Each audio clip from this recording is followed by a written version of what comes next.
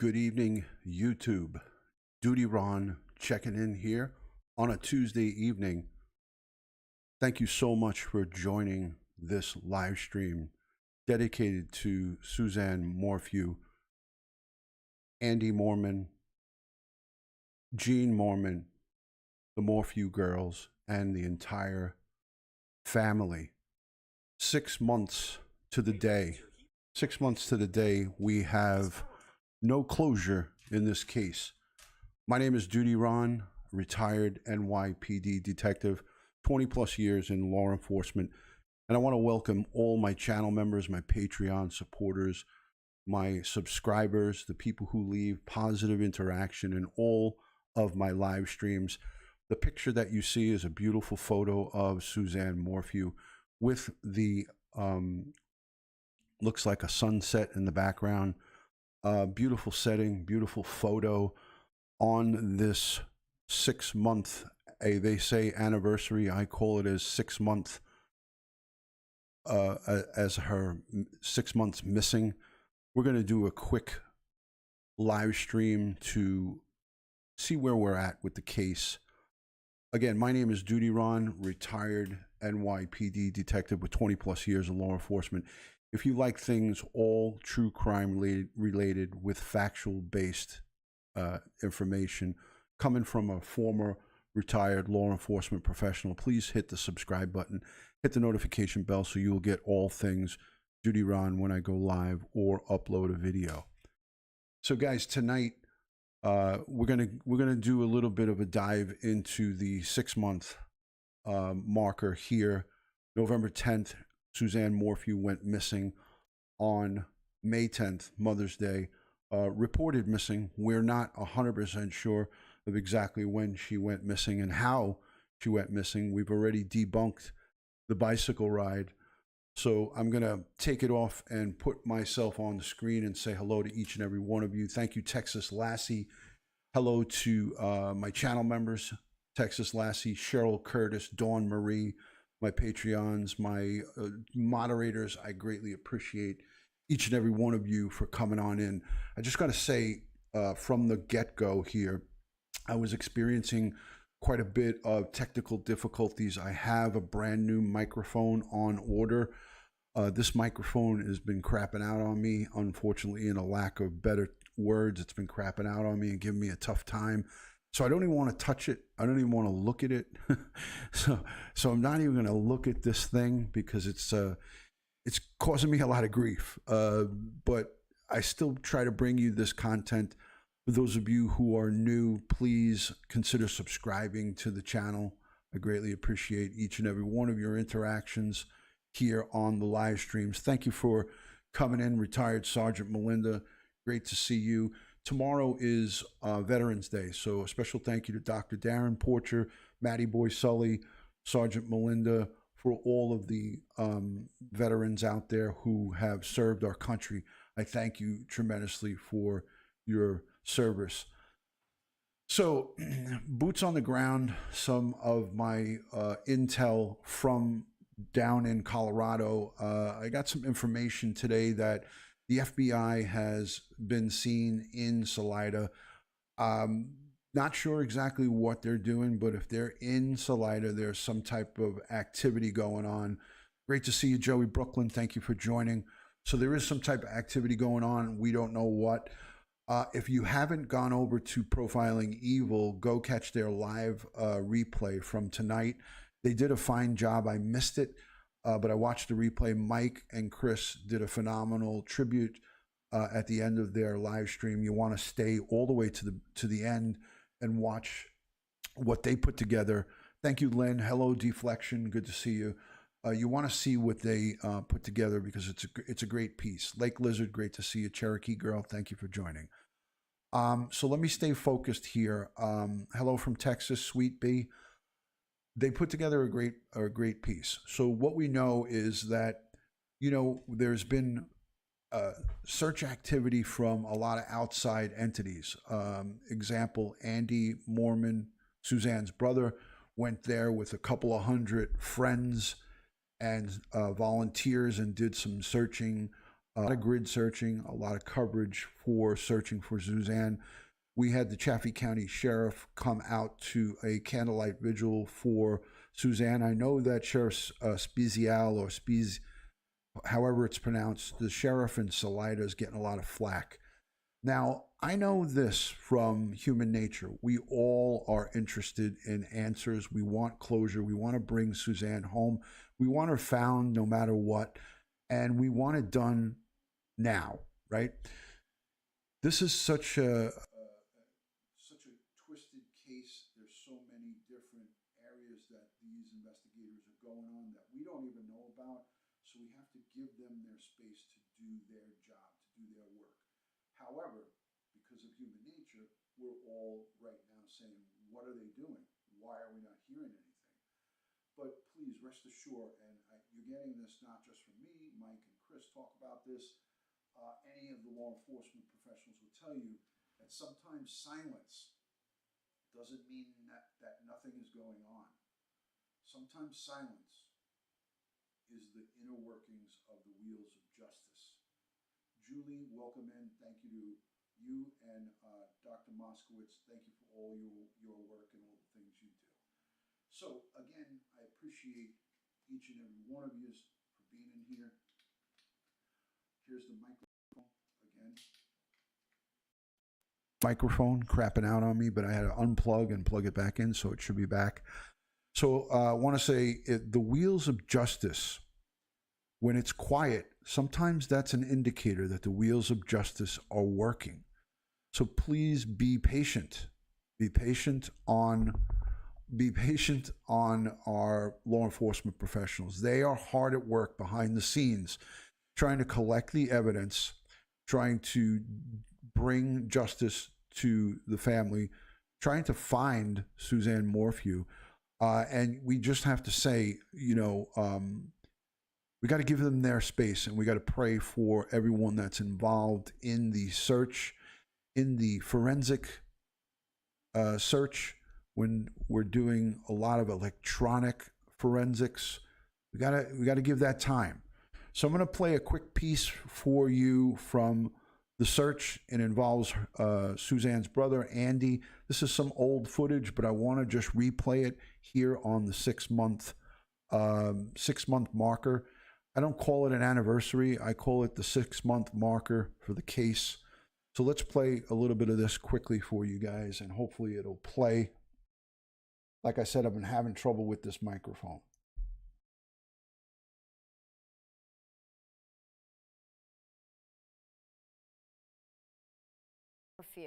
Lori Lizarraga is looking into this day. A renewed search is happening in Chaffee County as volunteers work together to find Suzanne Morphew. Lori Lizarraga is looking into the search that's starting today. Lori, Suzanne's brother is heading this up. That's right, Natasha. A 6-day search is beginning this morning in Salida for the 49-year-old mother of 2. Suzanne Morphew's disappearance has been a mystery for 4.5 months now. She went out for a Mother's Day bike ride and never came home. Now, Suzanne Morphew's brother is starting a new search to bring her back. Gene Moorman is bringing volunteers to Chaffee County today to start a renewed search in the area of Suzanne's disappearance. Volunteers are meeting this morning in Poncha Springs, just outside of town. It appears anyone who wants to get involved is welcome to join in the search efforts over the next 6 days. Now, the sheriff's office says it can't be a part of the search, but deputies in the Colorado Bureau of Investigation will be on hand in case researchers find anything. And I got to say, investigators were on hand while Andy was there, and he was communicating with them, and they were communicating with him. So kudos to the CBI and the different law enforcement that were there and made themselves available in case they did make a recovery or a discovery of evidence. Now, there are a lot of misinformations out there. There's a lot of info that is floating out there in the Twitter sphere, out on social media. Be very careful, and I'm just saying this with a grain of salt, and I'm saying this with a bit of sternness as well. Be careful about the information that gets gathered from Facebook and from Instagram and Twitter. If it's not coming from a reliable source, just take it with a grain of salt, okay? when you got information that's floating out there on Facebook and these different various social media outlets, a lot of it is unsubstantiated, just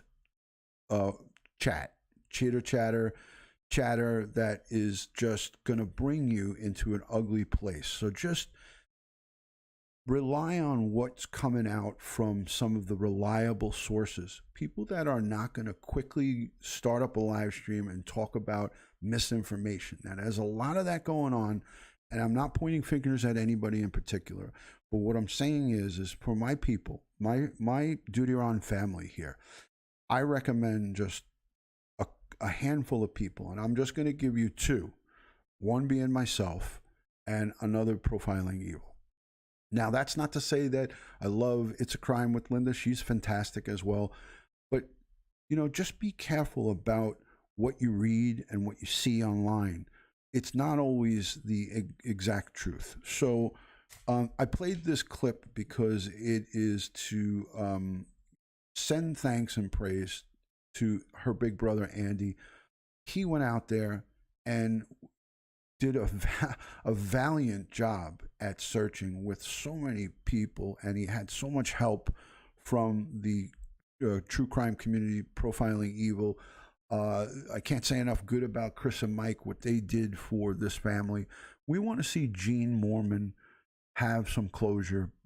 He's towards the end of his life, right?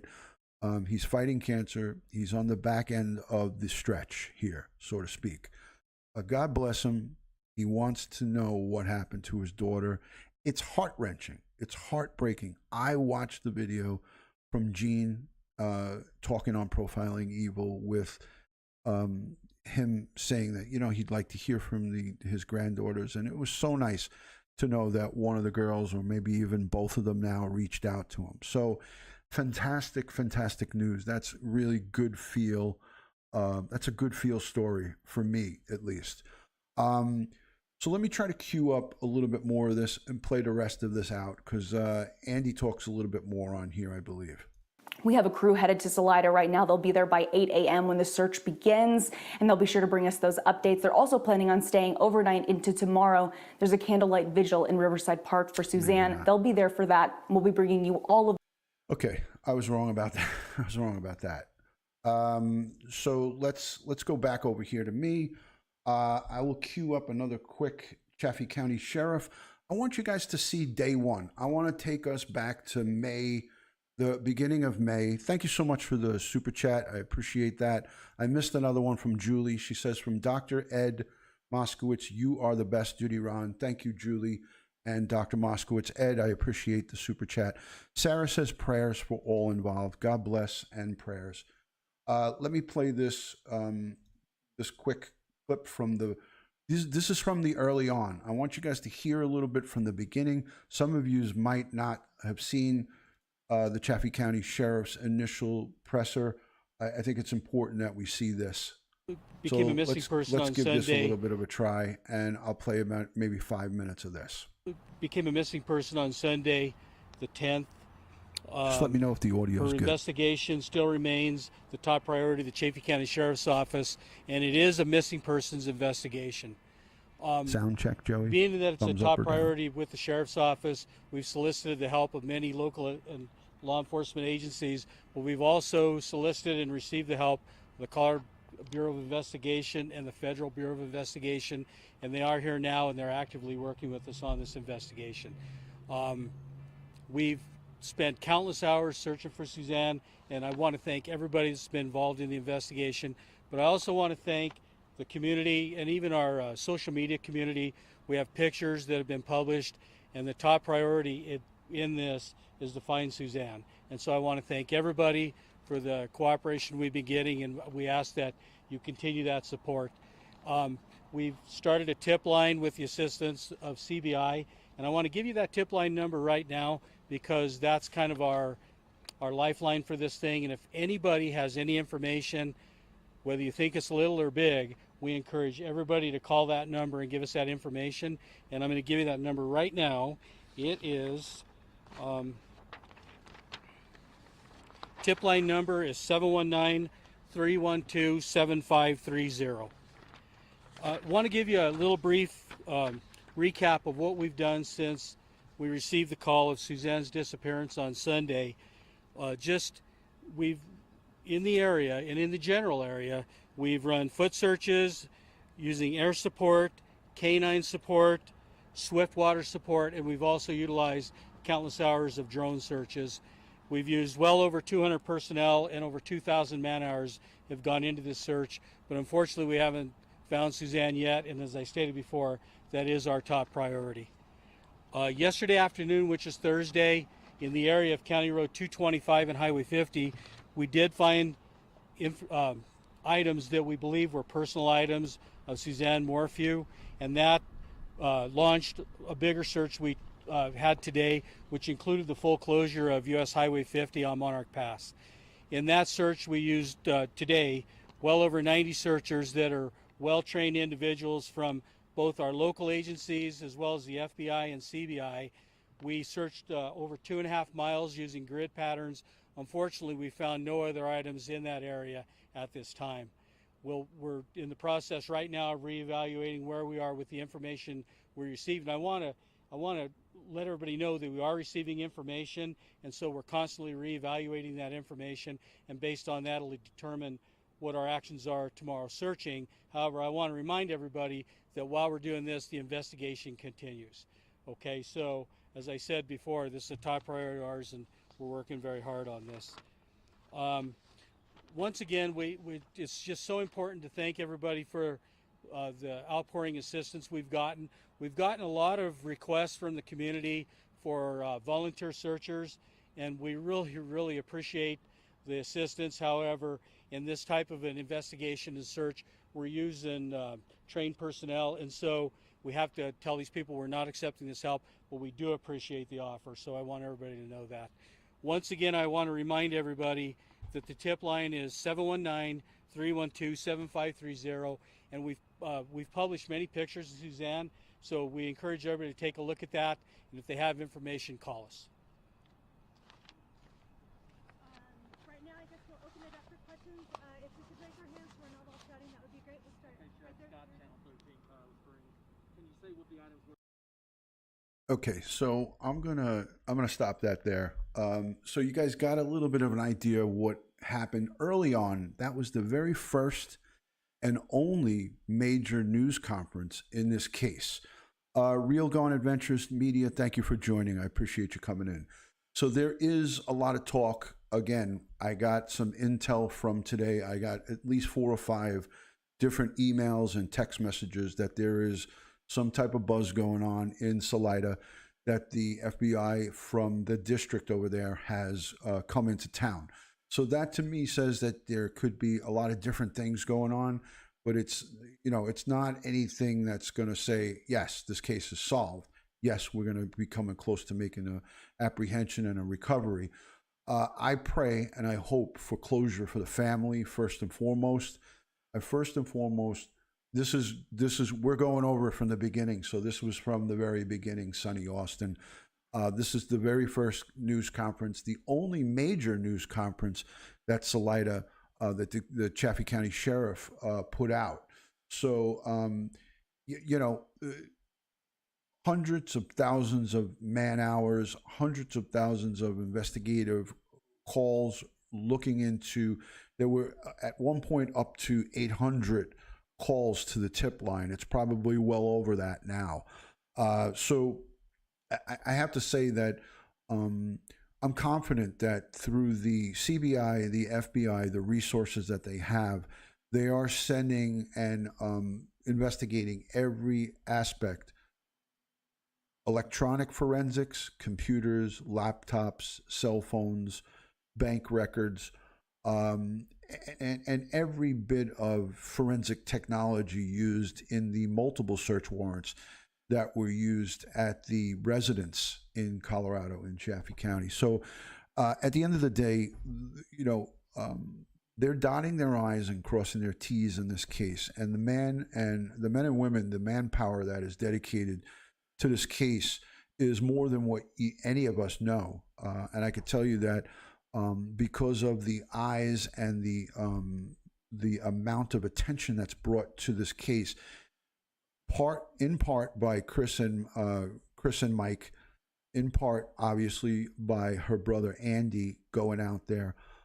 They reinvigorated this case on such a tremendous level. So kudos to them. I mean, Andy is a hero in my eyes, and it's what any good, loving brother would do, irregardless of what their relationship was. That is irrelevant.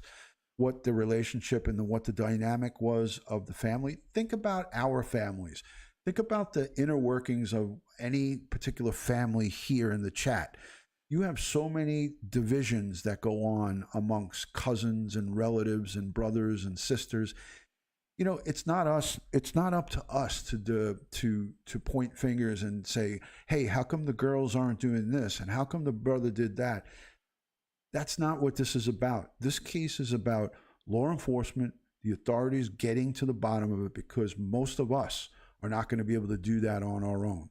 Yes, you have Adventures with a Purpose who was willing to go out there, but it was just bad timing. Those are talented recovery specialists from bodies of water.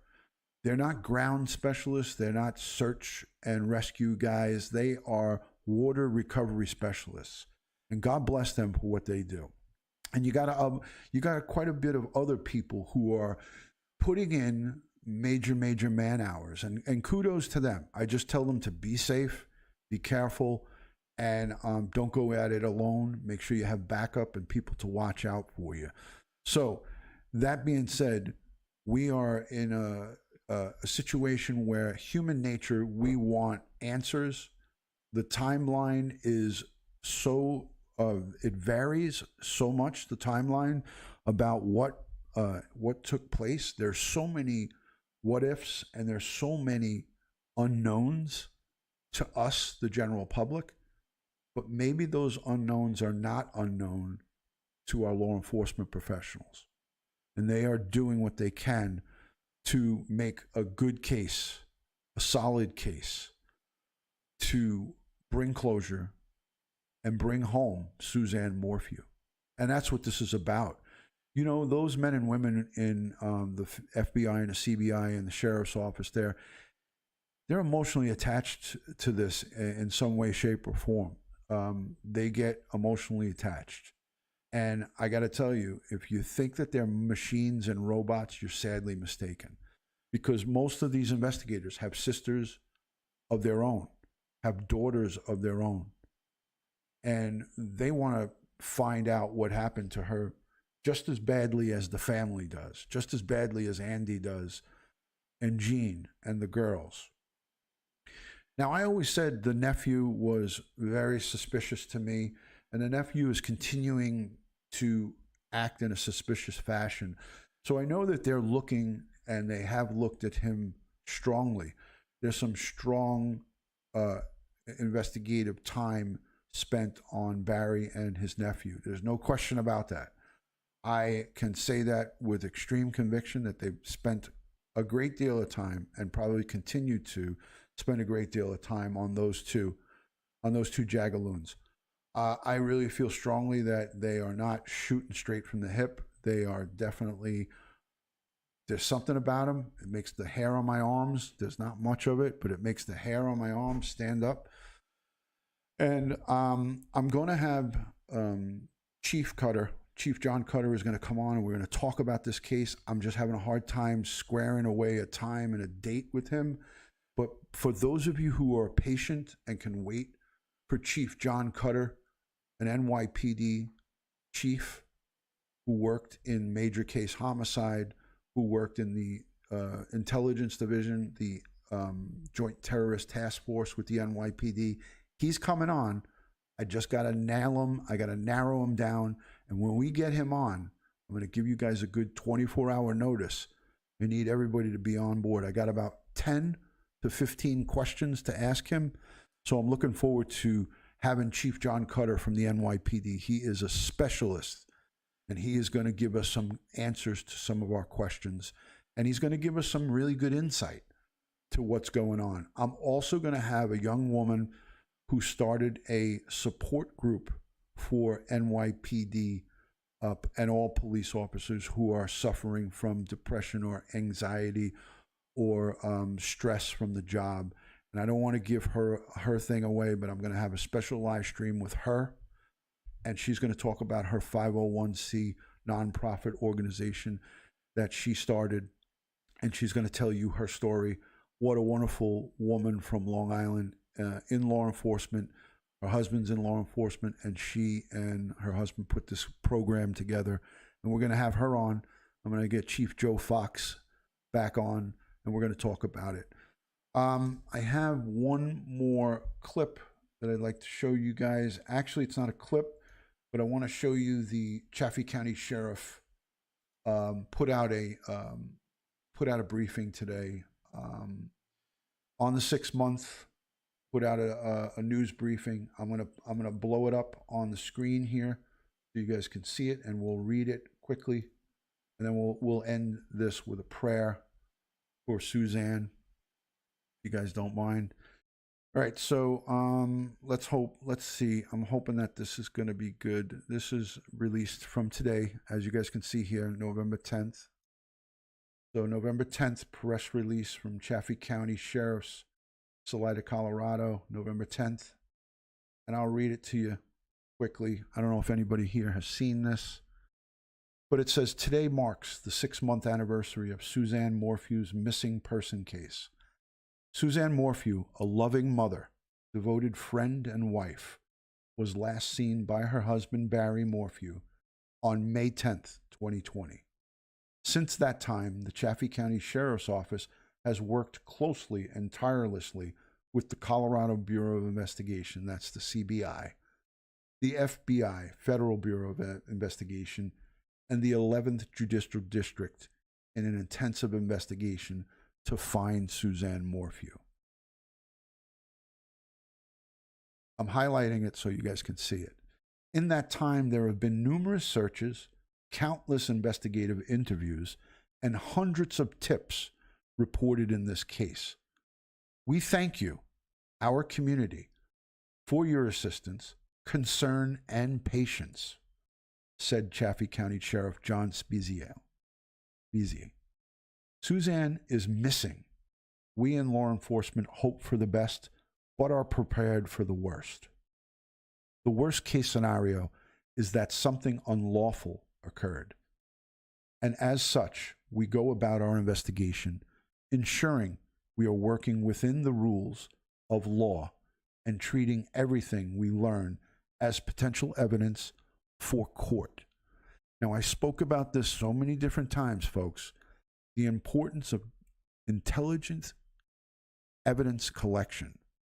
I referred to the O.J. Simpson case on how the LAPD screwed up investigation collection and storage. Example, detectives taking home evidence in the trunk of their car and then logging it in a locker, in a secure locker the next day. That evidence was thrown out in court. So if your evidence isn't collected properly, and this brings me right to anybody who's a civilian who is who comes across evidence and then tampers with it inadvertently, unbeknownst to them, by moving it or kicking it or touching it, that evidence can be suppressed in court if it's not collected the proper way. That's a very important thing. Let's go on. While specific case information is not available, Sheriff assures residents the case remains a priority. To preserve the integrity of this investigation, we cannot reveal all we have learned, nor all that we are doing. All we are doing. But we understand your frustration in wanting this case resolved quickly. That said, with each day that passes, we learn new information in this case. Although the winter months are approaching, the task force assembled to investigate Suzanne Morphew's disappearance continues to move forward and will conduct additional searches and other casework. Now, that paragraph right there was directly to us, the general public, and the frustration that has been expressed in the lack of any communication or evidence release. And he basically said that we can't release that evidence to you because it could jeopardize a successful prosecution.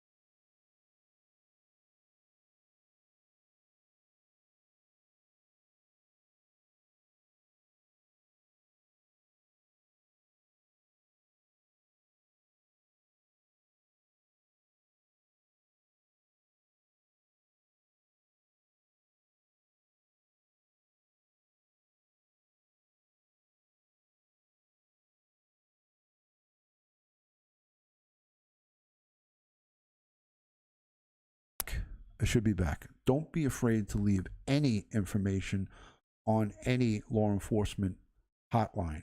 Whether I was listening on Profiling Evil and I saw some of the chat where people were saying, don't leave anything on the Chaffee County Sheriff's hotline. Leave it on both. Leave it on your on the FBI's tip line and leave it there. You can't be an. It doesn't hurt to leave it on multiple law enforcement. Go federal, go to the CBI, and go locally. Get your information out and get it loud and proud. So that's what I say.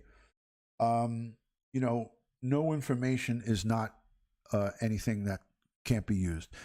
If you think it's small and minute, the information is not important, just get it out there. Get it to them. I'll link all these numbers here. The tip line, I'll link that below in my description. The Suzanne Morphew tip line right here. I will link that for everybody in the description down below. So reasons why you should call both information, because it doesn't hurt to give that information to the locals and to the state and federal. I recommend that you leave the tips with all three if you have the information or have the numbers for them. It doesn't hurt. It doesn't matter if you want to leave it on one, leave it on one. But, the more the merrier. The more people that you in law enforcement that you speak about it, the chances are you may get someone that really is aggressive that will take it the extra mile. So it's just a little tip from me. It's a little tip from me because I worked hotlines on missing person cases I've worked the tip line as a detective. I worked the tip line. And when you work the tip line, if you get a good person who's aggressive like myself, they go the extra mile. You may get someone who might just be having a bad day or is on his way out the door, and your information might not get looked at for a day or two. But you never know. So it doesn't hurt to give that information out to several different hotline numbers if they're available. So again, I want to just say a quick prayer for Suzanne Morphew, for her recovery, for her to be brought home to her family. I want to just put some prayer emojis in the chat for Andy and Gene and the girls, and for anyone who is friends or family, extended family that we don't know about. Let's put some prayer emojis and hearts in. I do want to say prayers to all of us because we're going through this as well together. We're all going through this case together. Prayers for the law enforcement professionals, the private citizens who are out there, boots on the ground, searching. Prayers for their safety so they are able to do what they need to do in a safe fashion. It's dangerous territory out in the mountainous areas in Colorado. You have various different wildlife and dangers that are out there. So prayers to everyone who puts effort forward, whether it's by using the computer for live streaming, by leaving tips on the tip line, by boots on the ground.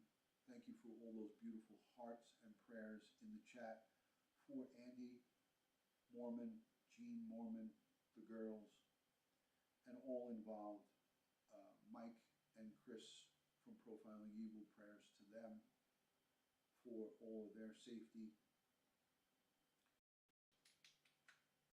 I gotta say, it's time for me to get rid of this mic and throw it out. Prayers to Mike and Chris from Profiling Evil, Gene, Andy, the girls, and everybody. I want to just tell you, each and every one of you, thank you for being here. Find Suzanne Morphew hashtag. Put those hashtags in any of your social media posts. I do it all the time. Find Suzanne Morphew. I'm going to wish you guys a good evening. Love and respect from my house to yours. and I will see you on the next live stream. Thank you to my Patreon, my channel members, and everybody who supports me through comments down below. Hit the subscribe button, notifications, share it out, and I'll see you on the next one. Thank you from New York City. God bless. God bless the world, United States of America, and each and every one of you here in the chat.